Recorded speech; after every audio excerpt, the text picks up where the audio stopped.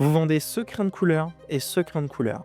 Celui-ci vous rapporte 5 € de marge et celui-ci 10 € de marge. Vous voulez vendre beaucoup de crayons de couleur, donc vous allez faire une campagne Google Ads. Le principe, il est simple. Quand quelqu'un va taper crayon de couleur, vous allez vous afficher, des gens vont cliquer sur votre annonce et un certain pourcentage de ces personnes qui ont cliqué vont acheter votre crayon de couleur. Un clic sur crayon de couleur coûte entre 18 centimes et 1,06 € le clic.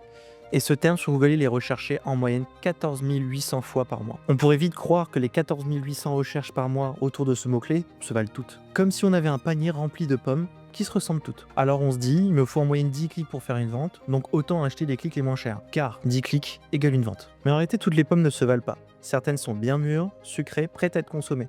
Mais ce sont des clics très qualifiés. D'autres sont très abîmés, voire immangeables. Des clics peu intéressés, peu enclins à acheter. Et puis, il y a toutes les nuances entre les deux. Donc pour une vente, parfois il vous faudra 30 clics froids, et à d'autres moments, 5 clics très chauds. Et comme vous pouvez l'imaginer, les bonnes pommes vous coûtent très cher, et les pommes qui sont endommagées, vous en aurez besoin de beaucoup pour espérer faire une vente. Autre subtilité, si vous vendez un crayon de couleur à 5 € de marge, vous n'aurez pas la même tolérance au prix de clic que si vous vendez un crayon de couleur à 10 € de marge. Il faut donc jongler avec plusieurs paramètres.